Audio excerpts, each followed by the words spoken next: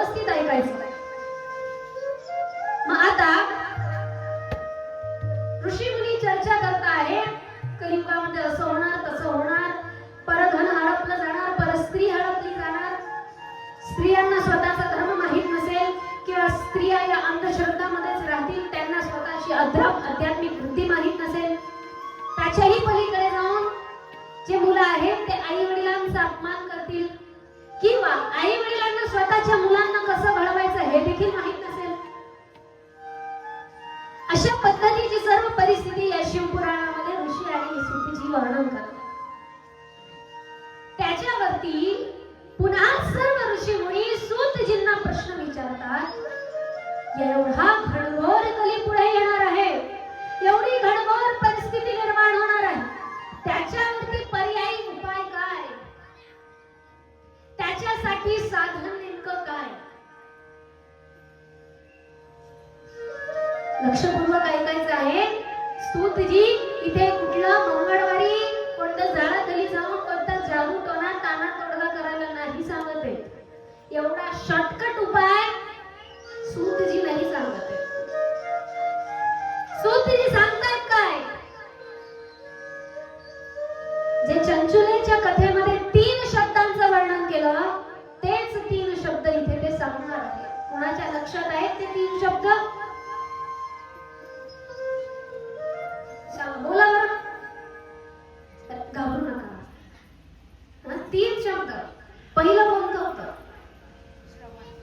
दुसरं चिंतन आणि तिसरं सूतजींनी सर्वात सोपा सरळ उपाय आम्हाला सांगितलेला आहे, शिवपुराण कथा. पण शिवपुराण कथेचं करावं काय? गोरखपूर प्रेसवाल्यांची शिवपुराण कथा विकत घ्यायची दुकानातून आणि घरामध्ये लाल कपडामध्ये बांधून ठेवून द्यायची. ज्ञानेश्वरी घ्यायची, लाल कपड्यात बांधायची, नाही रे बाबा आमचा पवित्र ग्रंथ आहे म्हणून ठेवून द्यायची. असं करायचंय का? नाही. मग काय करायचं?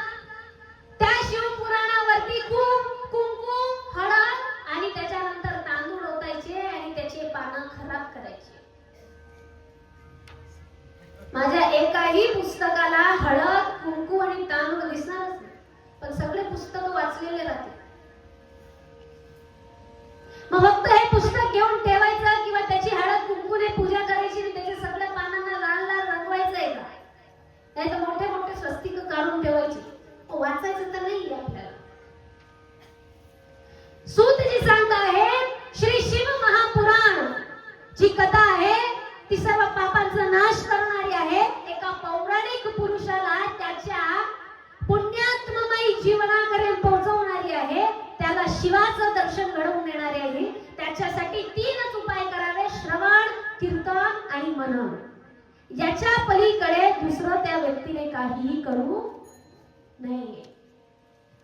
श्रवण म्हणजे काय? आम्हाला जर वाचता येत नसेल तर आम्ही एखाद्या ज्ञानी असणाऱ्या किंवा या जगात पूर्णपणे ज्ञानी कोणीच नाही, एक लक्षात घ्यायचं. या जगात पूर्णपणे ज्ञानी कोणीच नाही. मनुष्य मरेपर्यंत काही ना काही शिकत असतो, मरेपर्यंत शिकतच असतो. मग पूर्ण ज्ञानी नाही, परंतु अभ्यासक, जो शिवपुराणाचा अभ्यासक आहे त्या व्यक्तीकडून जर आम्हाला वाचता येत नसेल तर ती कथा आम्ही श्रवण करावी. जरी आम्हाला वाचता आलं तरी त्याचा अर्थ समजावणारा कुणीतरी आम्हाला हवा की नाही? नाहीतर या शिवपुराणामध्ये एका शब्दाचे 10 अर्थ निघतील. आणि फक्त शिवपुराणच नाही, ज्ञानेश्वरी वाचली तर सगळ्यांच्या डोक्यावरती जाईल. म्हणून ज्ञानेश्वरी वाचत नाही सहजासहजी लोक. ज्ञानेश्वरी कुणाकडून तरी गुरुकडून समजून घ्यावी लागते. का लागतात आम्हाला कीर्तन, का लागतात आम्हाला संत मंडळी? कारण ते आम्हाला सोप्या सरळ भाषेमध्ये समजवतात. म्हणून कीर्तनांचं आयोजन केलं जातं, म्हणूनच संतांचं इथे बोलावणी केली जाते. मग आम्हाला वाचता येतं पण आम्हाला अर्थ समजत नाही, त्याच्यासाठी आम्हाला गुरु आणि मार्गदर्शक लागणार आहे. म्हणून श्रवण करा.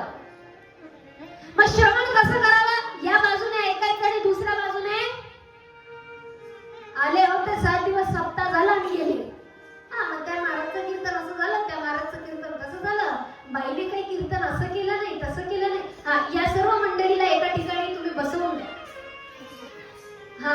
मागच्या घरामध्ये त्यांची सोय करून द्या. आणि आता प्रत्येकाचं लक्ष माझ्याकडे असू द्या.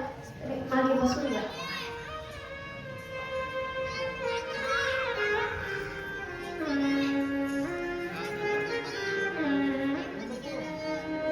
अरे बाबा रेती खेळतोय रे. हा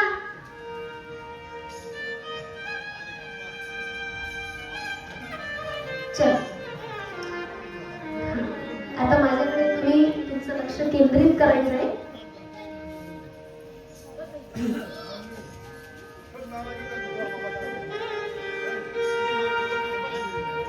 हर हर महादेव हर हर महादेव महादेव. मग श्रवण कशा पद्धतीचं? एका कानाने ऐकावं आणि दुसऱ्या कानाने आम्ही विसरून जावं असं श्रवण का? तर नाही.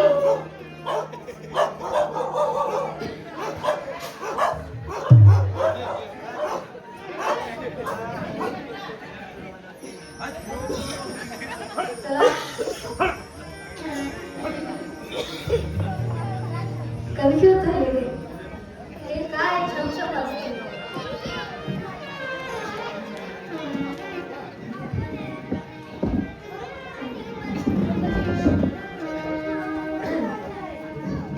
चला तर मग श्रवण नंतर काय करावं?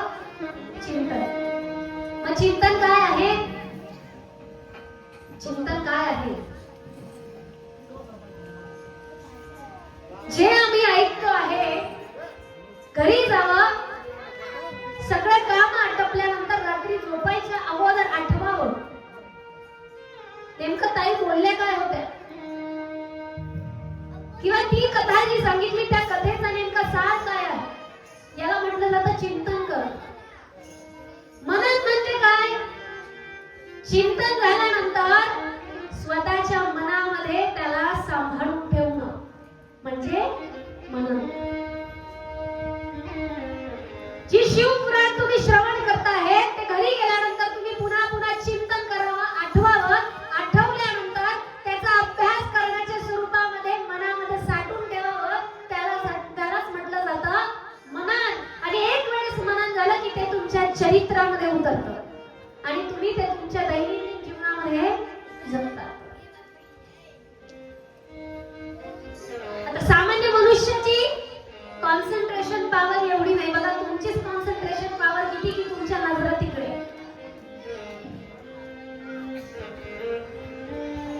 आता मी त्यांना 15-20 मिनिटांनंतर सुद्धा बोलू शकत होते. मला जाणून बुजून त्यांना आताच बोलवायचं होतं. थोडं 5-10 मिनिटाचं चिंतन बाकी आहे म्हणून आपल्याला समजेल की आपली बुद्धी किती अस्थिर आहे. तुमच्या मनामध्ये कळवळा आता कसला लागलाय की पात्र जे आलेले आहेत ते पात्र केव्हा होतील, ते लोक कधी येतील, कधी माई साहेबांचं बोरिंग लेक्चर संपेल. माई साहेब काय तेच परमात्मा, तेच चिंतन, तेच मनन, तेच सगळं काही सांगत बसलं आहे. जाऊ द्या ना ताई आता तेच लावायचं. आजचा अभ्यास एवढा भरपूर झाला. लहान मुलांना होतच इतिहासाचा जर पिरियड गेला, इतिहास आणि गणित संपलं, नंतर वाटतं आता काहीच नको, बस गणित शिकले धन्य झाले आम्ही, आता आम्ही चालले खेळायला ग्राउंडवर. असं लहान मुलांचं असंच असतं. आपलंही तसंच. 1 तास ऐकलं ना ताई आम्ही तुमचं, आता चला आता आणा आमच्या समोर नारायणाला. असं नको व्हायला. 5 मिनिटाचं शेवटचं मी तुम्हाला, मग पुढची कथेकडे आपण वळूया. मग मनुष्याची बुद्धी एवढी अस्थिर आहे की वारंवार छोट्या छोट्या गोष्टी आपल्याला भ्रमित करून टाकतात. मग श्रवण चिंतन मनन आपल्याला होईल का? ज्याच्याने श्रवण चिंतन मनन होतं तो व्यक्ती काहीतरी विलक्षण होऊन जातो. तो स्वतःच्या दैनंदिन जीवनामध्ये स्वतःचं जीवन कसं तरी वेगळं जगतो. आणि ज्या व्यक्तीने श्रवण चिंतन मनन होत नाही त्याच्या चेहऱ्यावरचं तेज पाहावं आणि ज्याच्याने चिंतन होतं त्याच्या चेहऱ्यावरचं तेज पाहावं. मनुष्य असतो. सूतजी सांगतात, ज्याने शिवपुराणाचं श्रवण चिंतन मनन केलं त्यालाच शिवलोकाची प्राप्ती होईल. किंवा जो फक्त निव्वळ बसलेला आहे, तो फक्त कथा ऐकतो आहे आणि दुसऱ्या दिवशी ते विसरून जातो आहे, त्याला शिवलोकाची आणि शिवधामची प्राप्ती होणार नाही. सूतजी या संपूर्ण विद्वेश्वर संहिताच्या प्रथम अध्यायामध्ये आपल्याला हेच सांगताहेत, श्रवण चिंतन मनन याच्यानेच मनुष्याचा उद्धार आहे शिवपुराणाचा. पुढे आणखी महत्व ते प्रतिपादित करतात की साध्य आणि साधन म्हणजे काय. महादेवाच्या निष्कल आणि सकल स्वरूपाचं वर्णन करतात की महादेव निष्कल म्हणजे निराकार आहे. महादेवाला कुठलाही आकार नाही. अलीकडे आपण अनेक कथा ऐकतो, शिवलिंग कशाने निर्माण झालेला आहे. मग शिवलिंग माता पार्वती आणि वरचं लिंग म्हणजे महादेव, याच्यात पडायचंच नाही. शिवलिंगाचं खरं स्वरूप या शिवपुराणामध्ये सांगितलेलं आहे. काय सांगतंय शिवपुराण? पहिला अध्याय दुसऱ्या अध्यायाशी जोडलेला आहे. लक्षपूर्वक ऐका, नाही तर माझा नरडा कोरडा करून फायदा होणार नाही. सूतजी सांगतात, श्रवण कीर्तन मनन करणं आवश्यक आहे, पण ज्याला श्रवण कीर्तन मनन शक्य नाही त्याने काय करावं, तर त्याने शिवलिंग स्थापित करावं आणि शिवलिंगाची पूजा करावी. आपल्यासारख्या मनुष्यांना कशाची सवय राहते? नित्यनेमाची सवय राहते. सकाळी उठायचं, दिवा लावायचा तुळशीला, देवघर पुसून काढायचं, झाडू मारायचं, हे करायचं. मग नित्यनेम आम्हाला लावायचा असेल, श्रवण कीर्तन मननची आमची बुद्धिमत्ता नाही, आम्ही एवढे स्थिर मनाचे नाही, आमची बुद्धी स्थिर नाही, संसारात आम्हाला खूप उपद्व्याप आहे, आम्हाला खूप कार्य करायचे आहे. मग आम्ही काय करावं? शिवलिंगाची स्थापना करावी. एखादं मंदिर असेल तर मंदिर, किंवा घर असेल तर घरात छोटीशी शिवलिंग आणायचा आणि त्याची पूजा अर्चा करायची. शिवलिंग नेमकं काय आहे? लिंग या शब्दाचा संस्कृत मध्ये अर्थ होतो प्रतीक. काय अर्थ होतो? प्रतीक. शिवाचं प्रतीक म्हणजे शिवलिंग. इथे सूतजी वर्णन करत आहेत, नंदीश्वराच्या माध्यमातून महादेव निष्कल म्हणजे निराकार आहेत. महादेवाला कुठलाही आकार नाही. पाण्याला आकार आहे का? पाणी ग्लासात टाकलं तर ग्लासाचा आकार, बॉटलीत टाकलं तर बॉटलचा आकार, मडक्यात टाकलं तर मडक्याचा आकार. पाण्याला जसा आकार नाही, हवेला जसा आकार नाही, त्याच हिशोबाने महादेवाला आणि शिवलिंगाला, शिवाला आकार नाही. पण आपली बुद्धी जाड आहे. या बुद्धीला जर भक्ती करायची असेल तर याला आवश्यक आहे कुठला तरी आकार. म्हणून कुठल्या तरी आकारामध्ये स्थित असला, ज्याला अर्थ नसतो, ज्याला तथ्य नसतो, पण त्याला शिवलिंग स्वरूपात निर्माण केलेलं आहे, ते एक शिवाचं प्रतीक आहे. शिवलिंग काय आहे? निराकार असणाऱ्या शिवाचं प्रतीक म्हणजे शिवलिंग आहे. म्हणून त्याची पूजा करायची. असं पुढे जाऊन आपल्याला हे महात्म्य सांगितलं जातं. आणखी पुढे अनेक कृत्यांचं वर्णन करण्यात आलेलं आहे, अनेक महात्म्य आपल्याला सांगण्यात आलेलं आहे.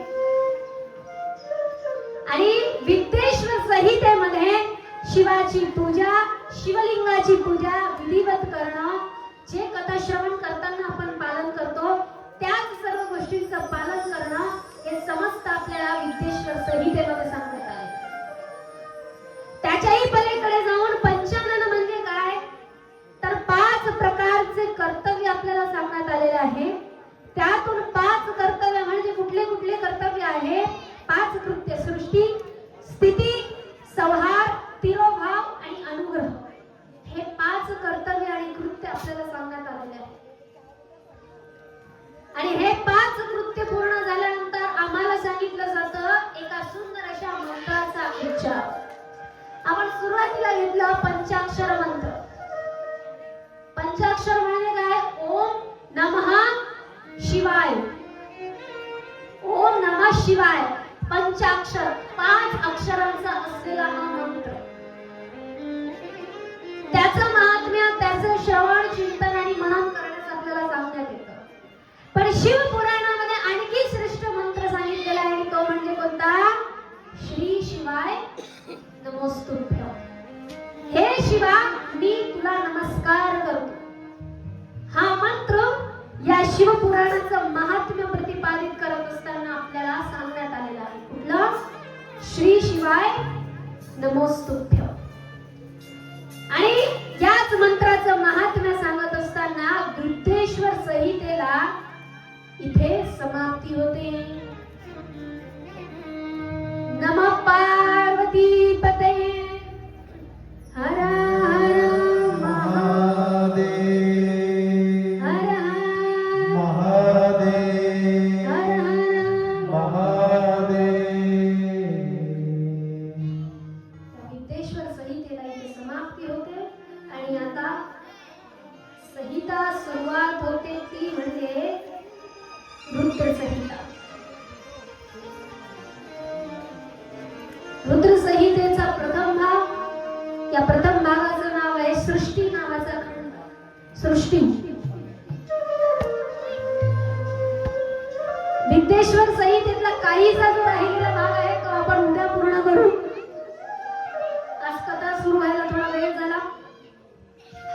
उद्या बरोबर वेळेवरती आपण 2लाच कट टू कट कथा स्टार्ट करू, जेणेकरून बाकीचा उर्वरित असलेला काहीसा भाग त्याच्यामध्ये आपण वर्णित करूया. रुद्र संहितेचा सर्वात प्रथम खंड, ज्याचं वर्णन करताना व्यास मुनी म्हणतात,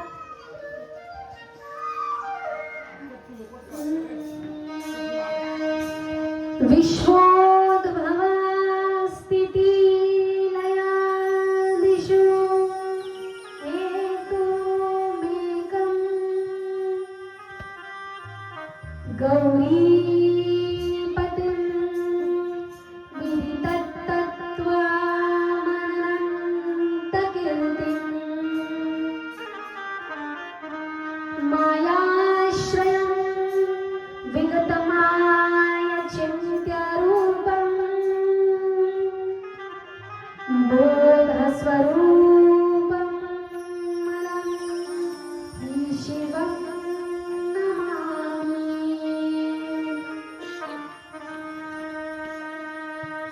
जो विश्वाची उत्पत्ती, स्थिती, लय यादीसाठी जो कारणीभूत आहे, जो तत्वज्ञ आहे, जो कीर्तिका आहे, ज्याला कुठलाही अंत नाही, अशा शिवाला मी वंदन करतो.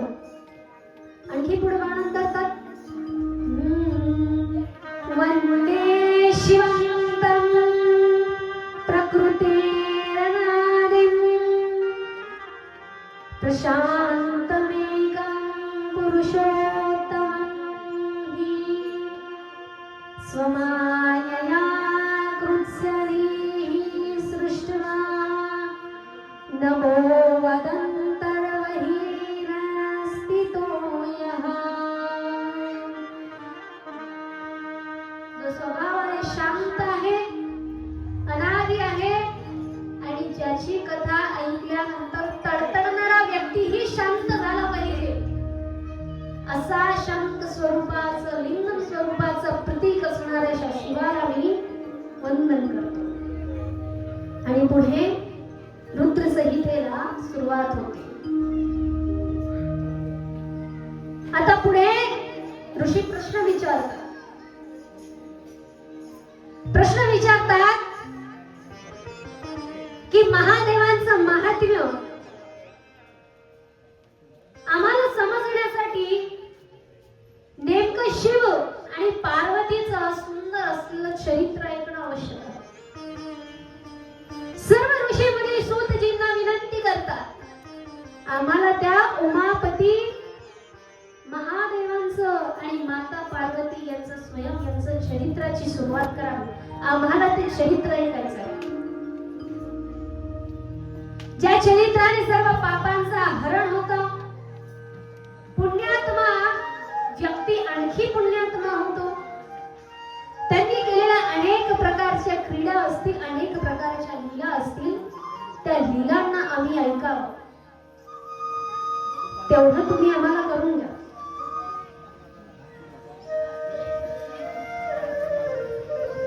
आणि मग काय, सूतजी आपल्याला कथा सांगण्यास सुरुवात करताय. सूतजी चरित्राला सुरुवात करतात. आणि या चरित्राची सुरुवात करत असताना ते सर्वात प्रथम कथेचं वर्णन करतात, नारदाच्या मोहाचं. की या नारदाला मोहाची प्राप्ती नेमकी झाली कशी.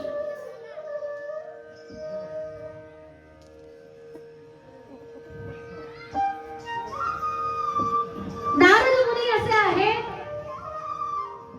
ज्यांच्याकडे प्रत्येक लोकामध्ये जाण्याचं तिकीट असतं. पाताळ लोक असेल, मृत्यू लोक असेल, शिवलोक असेल, विष्णू लोक असेल, ब्रह्मलोक असेल, जितकेही निर्मित लोक असतील जे आपल्याला माहित नसतील, त्या प्रत्येक ठिकाणी नारद मुनी जाऊ शकतात. एवढे पुण्यमयी असणारे नारद मुनी आता मात्र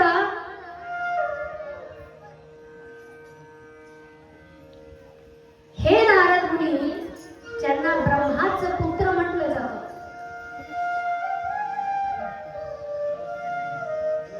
ते ठरवतात की आम्हाला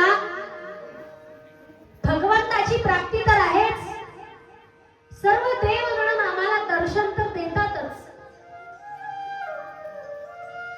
परंतु आम्ही आणखी तपश्चर्या करावी. आणि तपश्चर्या करून तिन्ही लोकांमध्ये कुणी प्राप्त केलेलं नसेल अशा असणाऱ्या कामावरती आम्ही विजय प्राप्त करावा, असं हे नारद मुनींना वाटू लागलं. त्यांनी ठरवलं. नारद मुनी निघाले हिमालयाकडे.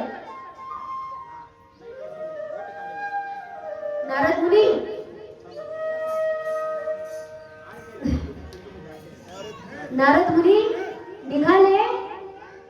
निघाले हिमालयाकडे.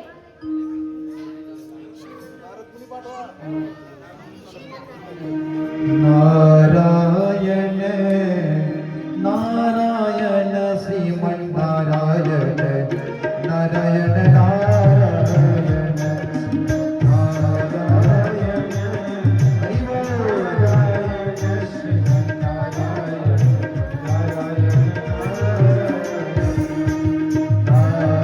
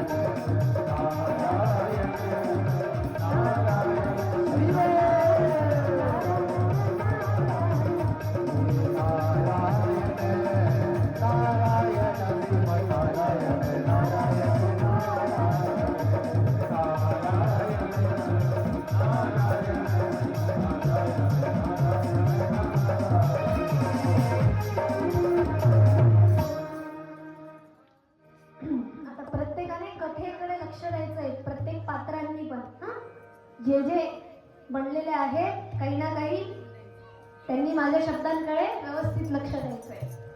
ऑन दी स्पॉट कलाकार आहेत आपले, बरोबर. आणि आता त्याच पद्धतीने नारद मुनी हिमालयाच्या गुफेकडे निघतात आणि तिथे तपश्चर्येसाठी बसतात मांडी घालून. मी तपश्चर्या करतात, पाठीचा कडा ताट ठेवून सरळ एकदम. पाठीचा कडा ताट ठेवून डोळे बंद करून नारद मुनी तपश्चर्या करतात. नेमकं नारद मुनी तपश्चर्या करतात कोणत्या मंत्राचा? मी काय करणार आहे आता माहितीये? जी आजची कथा झाली आहे ना त्यावरती उद्या प्रश्न विचारायचे. ज्याने प्रश्नाची उत्तर दिले त्याला काहीतरी काय देऊ हे आम्ही ठरवू. हा आम्ही ठरवू, पण काहीतरी देऊ. प्रश्नाचं उत्तर द्यायचं. हा नाना दे. हा ठीक आहे. मग आता ह्याचे आता नारद मुनी एका मंत्राचा जाप करतात. नारद मुनींनी आधीच नारायणाचं भजन केलेलं आहे. महादेवांच्याही जवळचे असणारे नारद मुनी आहेत. पण आता त्यांना स्वतःमध्ये आणखी योग्यता प्राप्त करायची होती आणि त्यासाठी ते नामस्मरण करतात. अहम ब्रह्मास्मी. कुठल्या मंत्राचा जाप? अहम ब्रह्मास्मी. तो ब्रह्म मीच आहे किंवा मीच ब्रह्म आहे. मनुष्य स्वतःच्या स्वरूपाला विसरून जातो की आपणच देव आहात किंवा आपणच ब्रह्म आहात. आपला देहच आपला ब्रह्म आहे आणि आपण आजूबाजूला ईश्वराला शोधतो. मग नारद मुनींना तेच स्वतःमध्ये जागृत करून घ्यायचं होतं, म्हणून ते अहम ब्रह्मास्मी, अहम ब्रह्मास्मी, अहम ब्रह्मास्मी अशा पद्धतीने ते नामस्मरण करतात, तपश्चर्या करतात. संपूर्ण देव लोकांमध्ये हळबळ मचून जाते. का? इंद्र चिंतेत पडतो. इंद्राला वाटतं की माझ्यापेक्षा अधिक तपश्चर्या जर एखाद्याची वाढली तर माझं इंद्राचं असलेलं पद चाललं जाईल. आणि त्याला मात्र इंद्राचं स्वतःचं पद राहू द्यायचं नव्हतं. आणि म्हणून इंद्र ठरवतो नारद मुनींची तपश्चर्या भंग करण्याचा प्रयत्न. आणि ती तपश्चर्या भंग करण्यासाठी इंद्र कामदेवाला पाठवतो. नारद मुनी कुठल्या ठिकाणी तपश्चर्या करत आहेत हे लक्षपूर्वक ऐकायचं आहे. हिमालयातल्या एका कुठल्या तरी गुफेमध्ये कामदेव जातात. नारद मुनींची तपश्चर्या भंग करण्याचा प्रयत्न करतात, परंतु कामदेव तिथल्या तिथे निष्फळ ठरतात. कारण ही तीच गुफा होती, हे तेच ठिकाण होतं ज्या ठिकाणामध्ये प्रभू श्री शिवांनी म्हणजेच महादेवांनी तपश्चर्या केली होती. आणि ज्या वेळेला कामदेव त्यांना जागृत करण्यासाठी आले होते त्यावेळेला त्यांनी त्यांच्या तिसऱ्या नेत्राने कामदेवाला भस्म केलं. हे तेच ठिकाण. आणि कामदेवाला भस्म केल्यानंतर रतीने विनवण्या केल्या की माझ्या पतीला तुम्ही मला पुन्हा द्या. तेव्हा सर्व मंडळींनी महादेवाला विनंती केली. महादेव म्हणाले तुझा पती तुला मिळेल, पण ज्या स्थानावरती त्याला भस्म केलाय त्या स्थानावरती त्याचा कुठलाही पाश चालणार. म्हणून कामदेवाचा पाश तिथे निष्फळ ठरला. आणि देवर्षी नारदांना वाटलं की आता मी कामावरती विजय प्राप्त केला. देवर्षी अति प्रसन्न होतात. देवर्षी उभे राहतात. नारद मुनी उभे राहतात. त्यांना अभिमान वाटायला लागतो, मी माझ्या कामावरती विजय प्राप्त केला आहे. माझ्या ही बातमी सांगायला ते सगळीकडे फिरू लागले.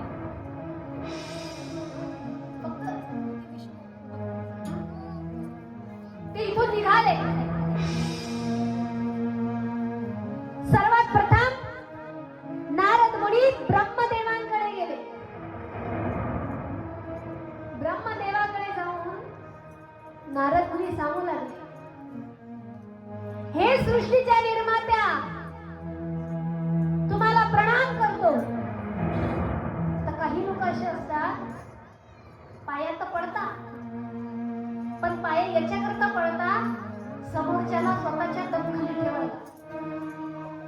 मी पाया पडली, मी नंतर पाया पडते का मी पडत नाही पाहू. आणखी काही लोक पाय याच्याकरता पडतात, पाया पडून घ्यायच्या ना, आम्ही तर एवढं मोठं घर बांधून राहतात, मग आम्ही तर असं केलं, आम्ही तर तसं केलं, येते पाया पडते, येतो पाया पडते, आपलं असं झालं, आपलं तसं झालं. हे तसंच नारद मुनी ब्रह्मदेवांच्या पाया पडतात, त्यांना प्रणाम करतात.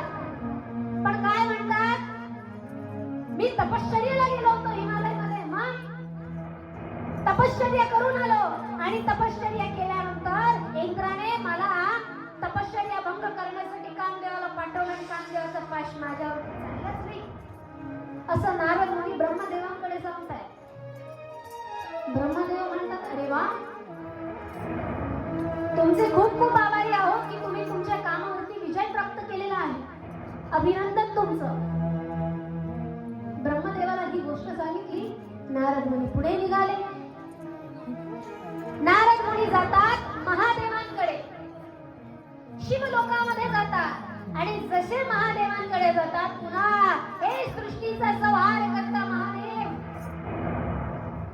अजन्मा शिवा, प्रणाम जो तुम्हाला. शिवाला सुद्धा तीच सर्व हकीकत सांगतात. मी हिमालयाला गेलो होतो, तिथे गेल्यानंतर अशी अशी हकीकत घडली, कामदेवावरती मी विजय प्राप्त केला आहे, आणि माझ्यासारखा श्रेष्ठ आता कोणीच नाही. हे जे सगळं काही घडत होतं ही महादेवांचीच लीला होती. बरं, ही महादेवांचीच लीला होती, जी सूतजी आपल्याला सांगताय कथेच्या स्वरूपात. महादेव म्हणतात, हे नारद मुनी, आपण नारायणाचे परमभक्त आहात, त्यांनाच तुम्ही गुरुही मानतात, आणि त्यांचेच तुम्ही परमभक्त जरी असले तरी तुम्ही माझ्या हृदयाच्या खूप जवळ आहात, तुम्ही माझे खूप प्रिय आहात. तुमचं खूप खूप अभिनंदन की तुम्ही कामावरती विजय प्राप्त केली आहे, आणि तुम्हाला सिद्धी प्राप्त झाली आहे. परंतु स्वतःच्या सिद्धीला सगळीकडे कधीही सांगू नाही. तुम्ही कशावर विजय प्राप्त केला आहे ते सगळीकडे तुम्ही सांगू नका. जितकं गुपित ठेवाल तितकं तुमच्यासाठी चांगलं ठरेल. आता महादेव म्हणतात, त्यातही सावधान, लक्षपूर्वक ऐका. सगळ्या दुनियाकडे बोला, पण विष्णूकडे बोलू नका. जे तुम्ही ब्रह्मदेवाकडे सांगितलं, जे तुम्ही माझ्याकडे सांगत आहात, त्याच सर्व गोष्टीला जर तुम्ही विष्णूकडे सांगाल तर मग काय होईल हे मी सांगू शकणार नाही. ही गोष्ट विष्णूकडे तुम्ही बोलू नका. काय, कोण आहे विष्णू? लीलाधारी आहेत विष्णू. कोण आहेत विष्णू? चक्रधारी आहेत विष्णू. कोण आहेत विष्णू? सगळ्यांना स्वतःच्या बोटांवरती नाचवणारे आहेत विष्णू. महादेव म्हणतात, आणखी सांगेल, सिद्धी कुणालाही सांगू नका, आणि भगवान विष्णूकडे तर तुम्ही सांगूच नका. नारद मुनी त्यांच्या संभ्रमात होते, अभिमानात होते. नक्कीच महादेव म्हणाले, दर्शन घेतलं, प्रणाम केलं, तिथून निघाले. तिथून निघाले आणि मग ते पोहोचले भगवान विष्णूकडे. भगवान विष्णू, अरे भगवान विष्णू, विष्णू ताई,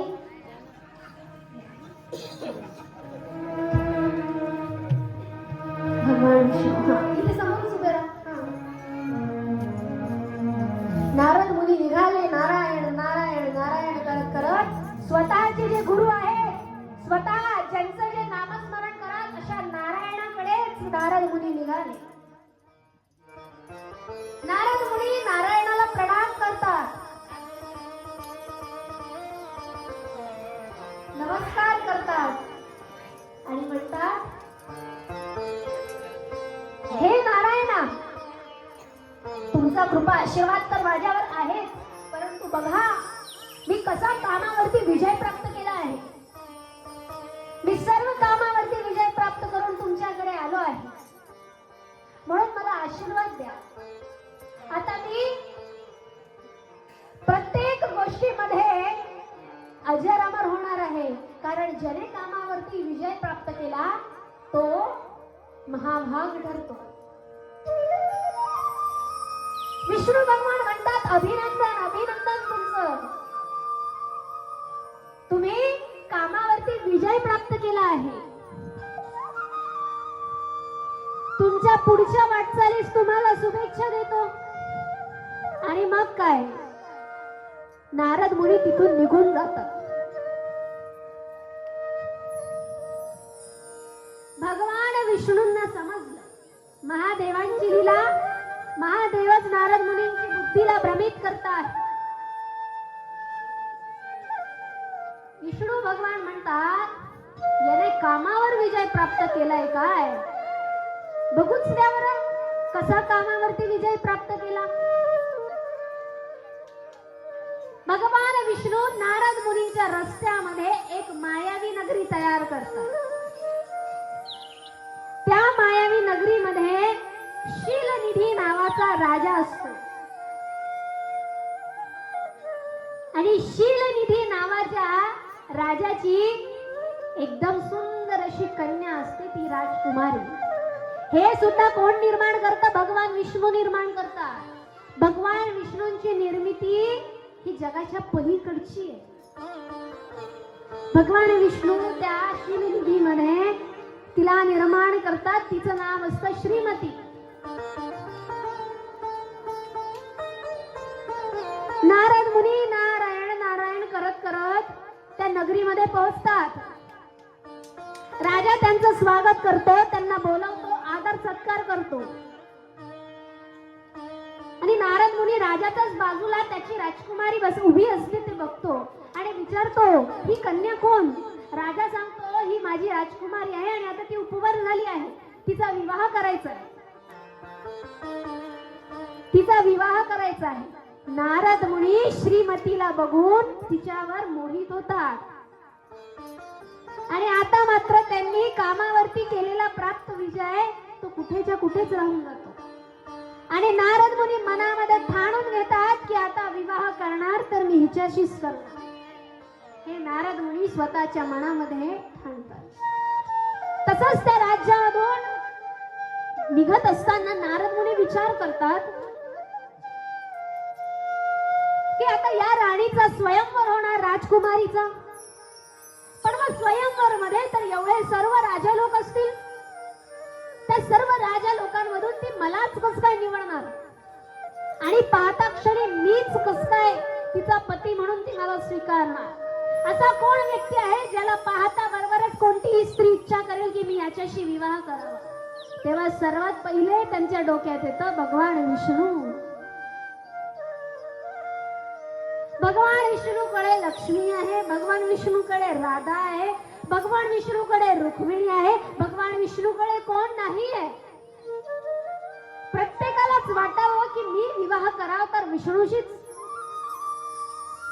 म्हणून नारद मुनी निघतात भगवान विष्णूकडे त्यांचं रूप उधार मागण्यासाठी. नारद मुनी विष्णूंकडे निघतात आणि विष्णूंना म्हणतात, हे नारायणा प्रणाम आहे. असं तिकडे फेस कर, हा असं क्रॉस मध्ये. हा, हे नारायणा प्रणाम आहे. तुमची कांती किती सुंदर आहे, तुम्ही किती अद्भुत आहात, तुमचं स्वरूप किती सुंदर आहे. नारायण म्हणतात, अरे हो हो हो, किती वेळेस माझी स्तुती करतोस, मला माहिती आहे मी कसा आहे तर. मी खूप सुंदर आहे. पुढे बोल, कशासाठी आलेला आहेस. आता विष्णू भगवाननी निर्मिती केली, विष्णू भगवानला सर्व काही माहित, पूर्ण डिरेक्टर पासून तर सगळं सिनेमॅटोग्राफी करणारे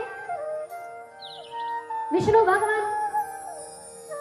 नारद मुनी म्हणतात, मला एक एक काम होतं तुमच्याशी, एक विनंती होती माझी तुमच्याकडे. नारायण म्हणतात, काय विनंती होती?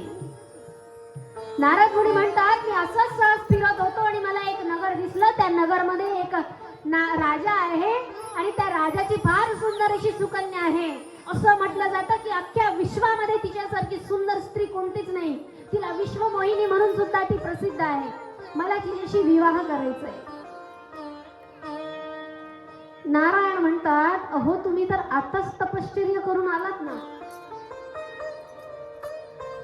नारद मुनी म्हणतात, अहो ते काहीही असू द्या, परंतु मला तिच्याशीच विवाह करायचा आहे.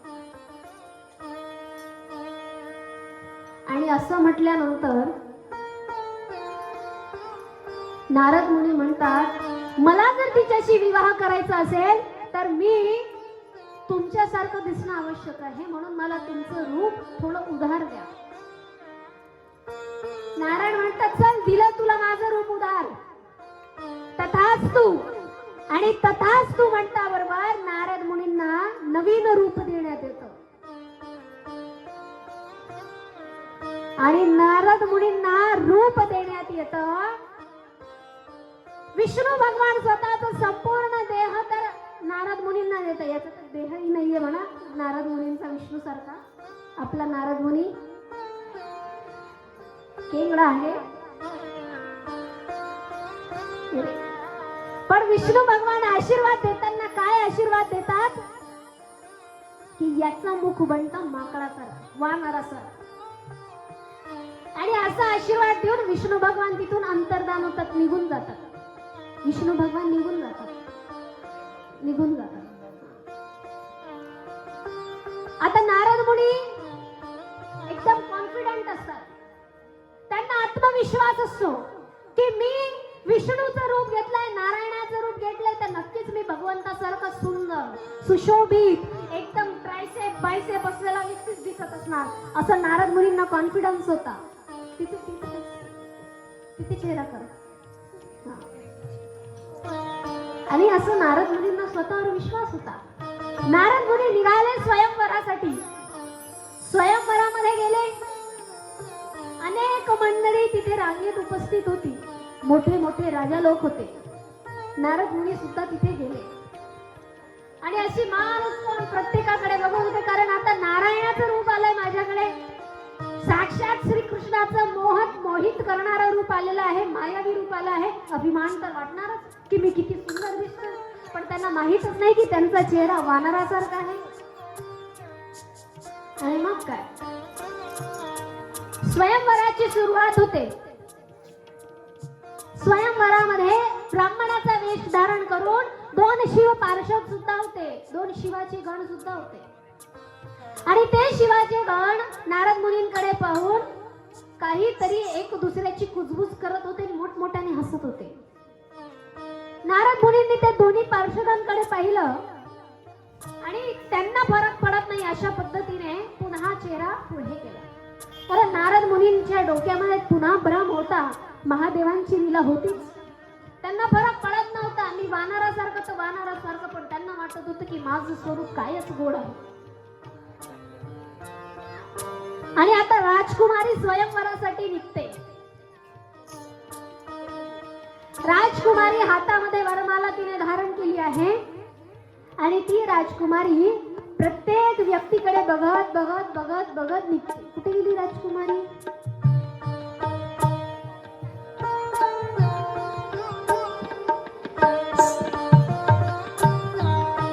भगवान विष्णू नंतर राजकुमारी. भगवान विष्णू थोडं मागे.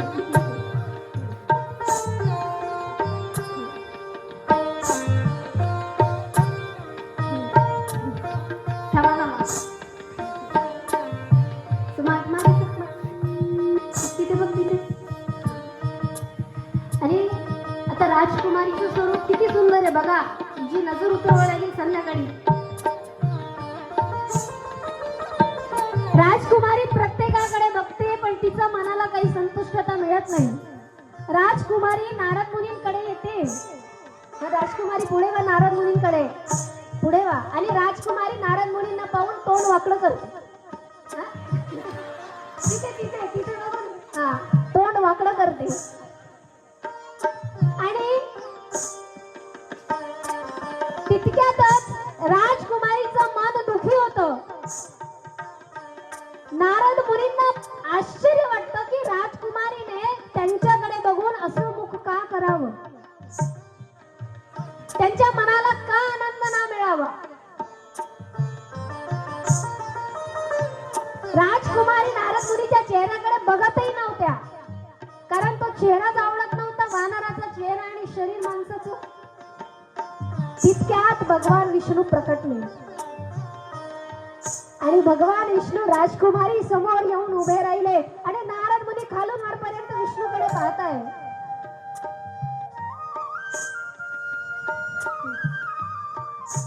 राजकुमारी पुढे जातात आणि भगवान विष्णूच्या गळ्यामध्ये माळ टाकतात. गोपाल कृष्ण भगवान की जय. लीलाधर नारायण की जय.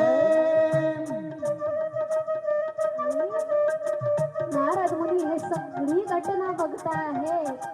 राजकुमारी भगवान विष्णूशी विवाह करते. नारद मुनी बाजूला सरका. अहो नारद मुनी, नाही इथेच बाजूला मध्यभागी. अजून अजून हा.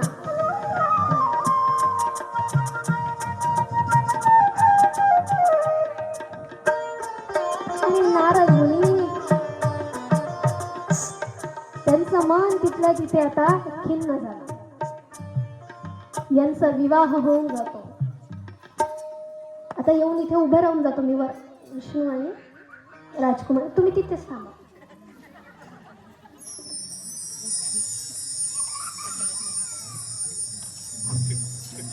आता मेन नारद मुनीला पण इथे बोलून घ्या. या नारद मुनी. बर बर. हा नाही थोडं एक झालं. पुन्हा शिवांचे पार्षद ज्यांनी ब्राह्मणाचं रूप धारण केलेलं राहतं ते दोघेही येतात आणि नारद मुनीवर हसू लागतात. नारद मुनी त्यांच्यावरती चिडतात आणि म्हणतात, अरे काय झालं रे तुला हसायला. ते ब्राह्मण म्हणतात, अहो बाबा तुमचा चेहरा तरी तुम्ही दर्पण मध्ये बघून या. आणि ज्या वेळेला नारद मुनी स्वतःचा चेहरा आरशामध्ये बघतात त्यावेळेला नारद मुनींना समजतं की त्यांचा चेहरा माकडाचा आहे आणि देह मात्र पुरुषाचा आहे. त्यांना फार वाईट वाटतं की मला असं काय स्वरूप दिलं. सर्वात प्रथम जे शिवाचे पार्षद तिथे उभे असतात दोघी, त्यांना नारद मुनी श्राप देतात. मी तुम्हाला दोघांनाही श्राप देतो की तुम्ही जरी ब्राह्मणाच्या पोटी जन्म घेतला तरी तुम्ही दोघीही कधीही राक्षसच व्हा. असा या दोन्ही शिवाच्या पार्षदांना श्राप देण्यात येतो. जितकेही तुम्ही जन्म घ्याल, तुम्ही ब्राह्मणाचे मूल जरी झालात तरी तुम्ही त्यांच्या पोटी राक्षस म्हणून जन्माला येणार, असा श्राप त्यांना देण्यात येतो. पुढे नारद मुनी चिडून जातात, भगवान विष्णूकडे जातात आणि भगवान विष्णूला सुद्धा श्राप देतात. भगवान विष्णू वरती बोट उचलून नारद मुनी म्हणतात, काय म्हणतात.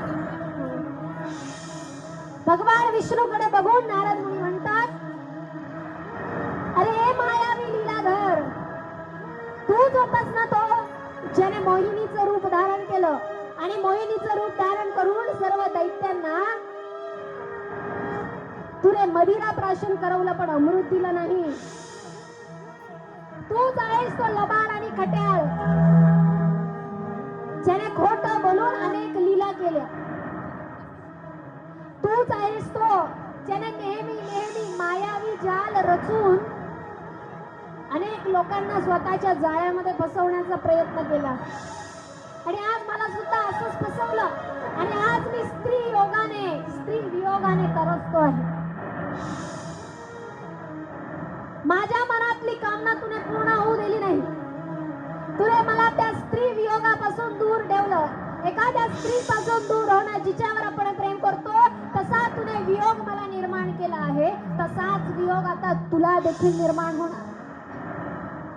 सर्वात पहिला श्राप नारद मुनी भगवान विष्णूला देतात की ज्या पद्धतीने मी स्त्री पासून वियोग केल्यामुळे दुखी आहे, तसाच तू तुझ्या स्वतःच्या स्त्री पासून वियोग ज्या वेळेला होईल तेव्हा तू दुखी होशील आणि एका स्त्रीसाठी रडशील आणि एका स्त्रीसाठी रडत असतानाच तू खिन्न होशील आणि दुखी होशील. हा पहिला श्राप दिला जातो. नारद मुनी दुसरा श्राप देतात, तुने मला वानराचं मुख दिलं आहे ना, ज्या वेळेस तू मनुष्य स्वरूपामध्ये जन्माला येशील तेव्हा मनुष्य तुझा कोणीही साथ देणार नाही, तुझे साथ देणारे सर्व वानरच असतील. तुझी साथ देणारे सर्व वानरच असतील हे तू लक्षात घे, असा श्राप नारद मुनी भगवान विष्णूला देतात. आणि आता मात्र नारद मुनी ज्यांच्या डोक्यावरून महादेवाची लीला बाजूला सरकते, नारद मुनींना पश्चाताप व्हायला लागतो आणि पुढे सर्व मंडळी आता सर्वांनी इथे येऊन जा. दोन्ही नारद मुनी इथे बसून घ्या, तुम्ही दोघं उभेच राहा. बसून बसा.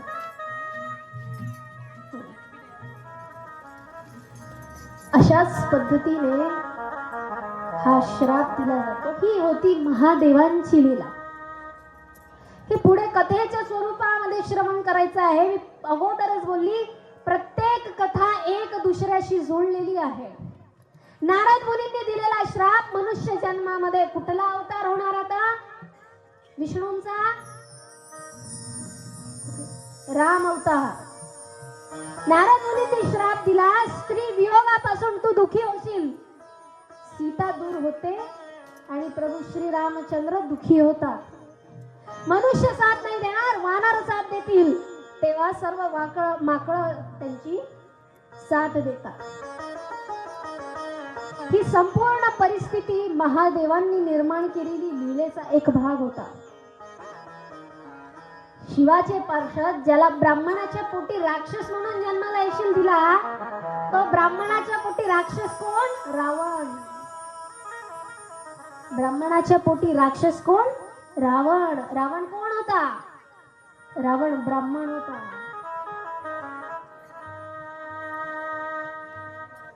रावणाचे वडील हे ब्राह्मण होते, आई ही राक्षसीन होती. हे रामायणामध्ये फार डीपली सांगितलंय. तर रावण हा ब्राह्मण जातीत जन्माला येऊनही त्याचे कर्म राक्षसाप्रमाणे राहिले आणि तो स्वतः राक्षस योनीचाच होता. अशी समस्त घटना यातून आपल्याला पूर्णपणे बघायला मिळाली. आणि या समस्त महादेवांचा लीलेचा सार, तर या कथेचा सार आपण उद्या नक्कीच ऐकू. तत्पूर्वी तरी 5:30 झालेच.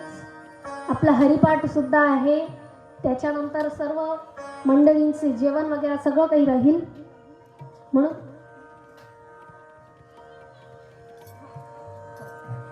आता उद्या आपल्या इथे होणार आहे माता सतीचा अवतार.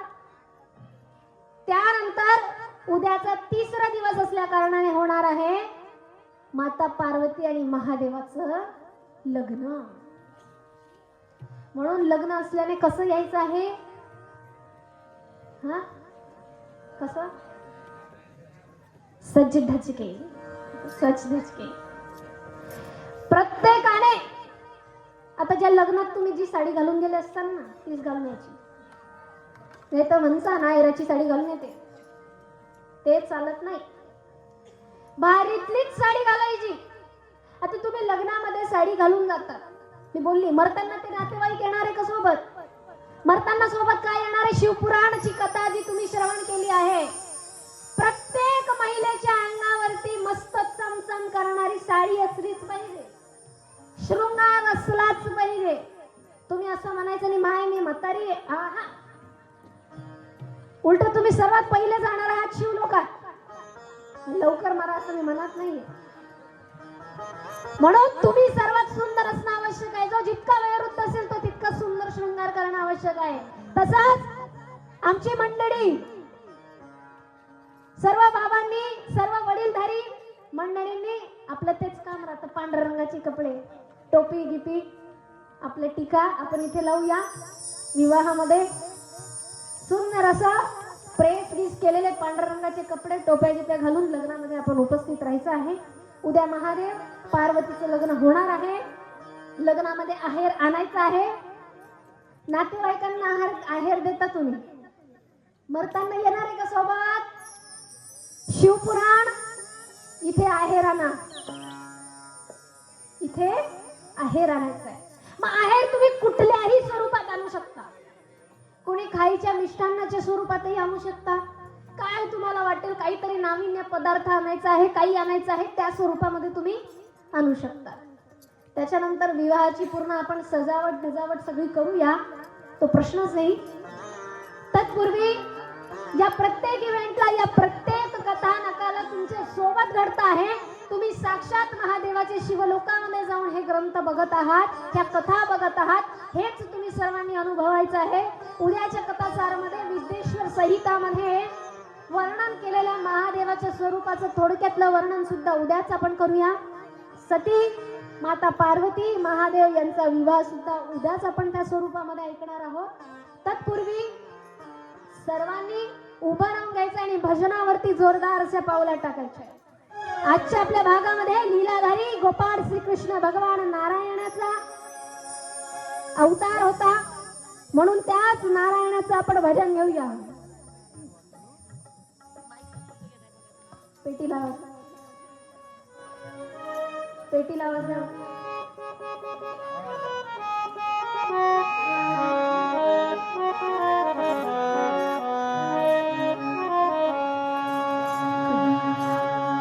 हरी हरी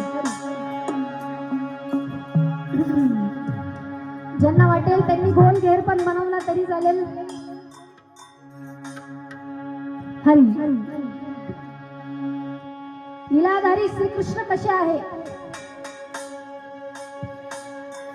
आमचे जळगाव जिल्ह्यामध्ये आम्ही शिवकॉलनी इथे राहतो आणि आमच्या शिवकॉलनी येथील आमचे नगरसेवक आमचे नितीन दादा नन्नवरे देखील इथे उपस्थित झाले. मी दादांना विनंती करेल, दादा पुढे येऊन जा.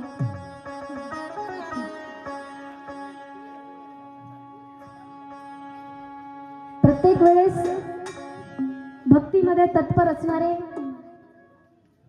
आणि महिना म्हणा किंवा 2 महिना म्हणा, ओंकारेश्वर, उज्जैन, प्रत्येक ठिकाणी दादांचा दौरा असतो म्हणजे असतोच प्रत्येक वेळेला. आणि आज कथेला आले म्हणून मी त्यांचे खूप खूप आभार मानेल आणि स्वागतही करेल. आता भगवान श्रीकृष्ण लीलाधारी कसे आहेत? फार लीलाधारी आहेत, फार मायावी आहेत. त्यांचं कुणाला लीला समजणार नाही, उमजणार नाही अशी त्यांची लीला आहे. मग आपण काय करावं तर त्यांच्या भक्तीत रंगावं. कसं होऊन तर वेळ होऊन, कारण त्यांची लीला सुद्धा वेळी करणारीच आहे. हरी हरी. दीवानी बन जाऊंगी, मस्तानी बन जाऊंगी, दीवानी बन जाऊंगी, मस्तानी बन जाऊंगी, मैं तो अपने श्याम की दीवानी बन जाऊंगी. मैं तो अपने श्याम की दीवानी बन जाऊंगी, अपने श्याम की दीवानी बन जाऊंगी, दीवानी बन जाऊंगी, मस्तानी बन जाऊंगी, दीवानी बन जाऊंगी, मस्तानी बन जाऊंगी, दीवानी बन जाऊंगी, मस्तानी बन जाऊंगी, दीवानी बन जाऊंगी, मस्तानी बन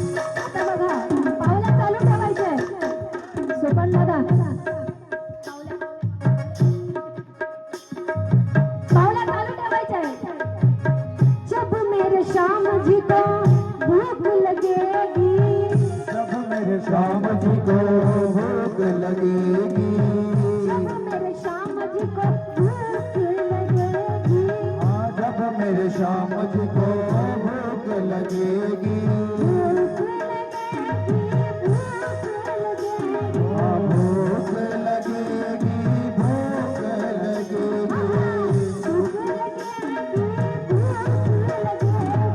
भूख लगेगी, भूख लगेगी,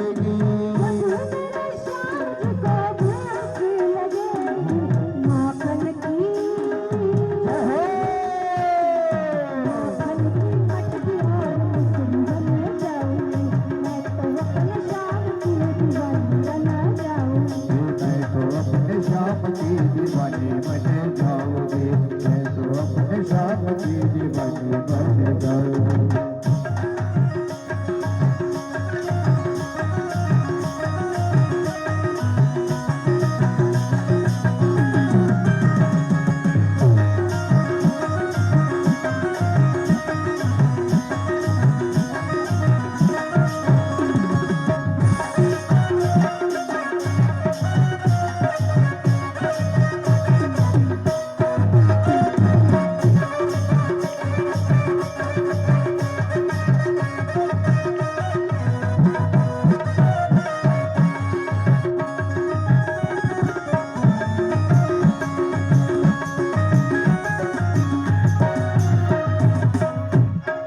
आता बघा कृष्णाला भूक लागली, आता कृष्णाला तहान लागली.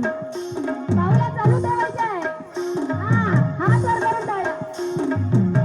जब मेरे श्याम जी को प्यास लगेगी, जब मेरे श्याम जी को प्यास लगेगी, मेरे श्याम जी को प्यास लगेगी, जब मेरे श्याम जी को प्यास लगेगी, प्यास लगेगी, प्यास लगेगी.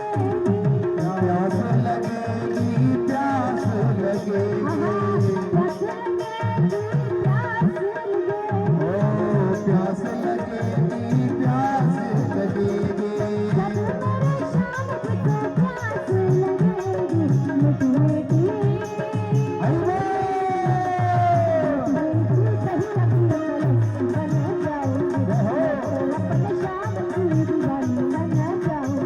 मैं तो अपने श्याम की दीवानी बन जाऊंगी, मैं तो अपने श्याम की दीवानी बन जाऊंगी।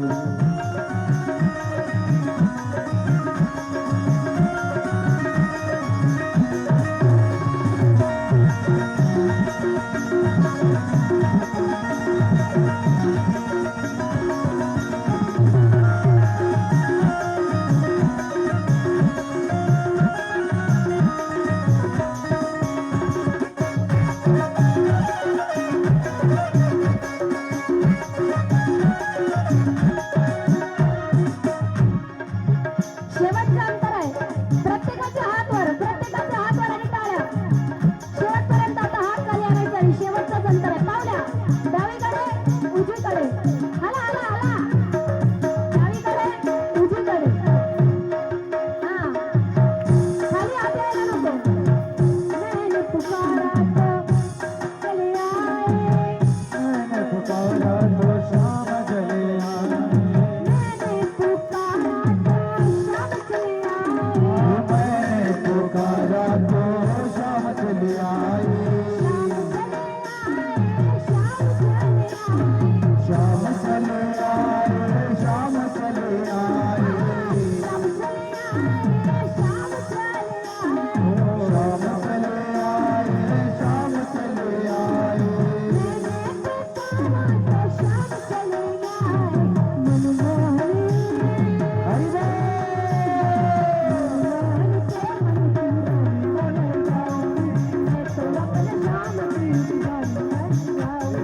मैं तो अपने श्याम की दीवानी बन जाऊंगी, मैं तो अपने श्याम की दीवानी बन जाऊंगी। दीवानी बन जाऊंगी, मस्तानी बन जाऊंगी, मैं तो अपने श्याम की दीवानी बन जाऊंगी।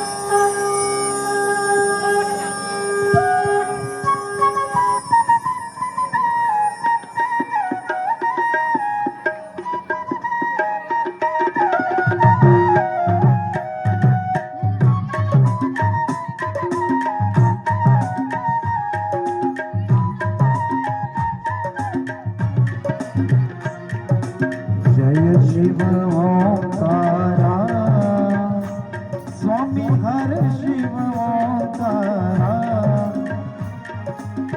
ब्रह्मा विष्णु सदा शिव ब्रह्मा विष्णु सदा शिव अर्धा की धारा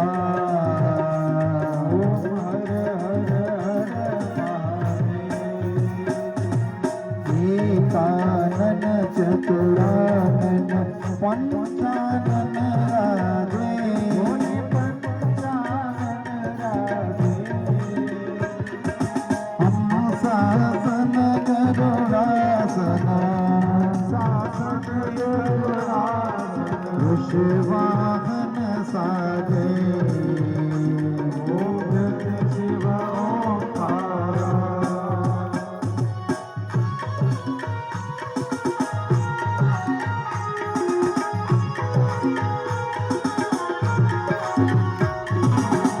अक्षमाला बनमाला गुंडमाला धारी गुंडमाला धारी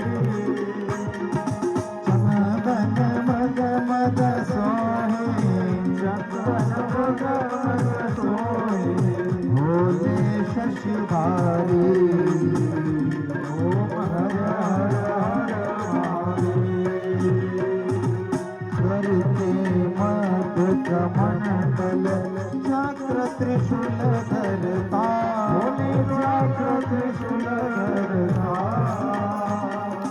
जग करता जग भरता जग करता जग भरता जग संहार करता ओम हर हर हर महादेव ब्रह्मा विष्णु सदा शिव जानत विवेका जानत विवेका गणवाक्षर के मते गणवाक्षर मते तीनों एका ओम हर हर हर महादेव काशी में विश्वनाथ विराजे नंदी ब्रह्मचारी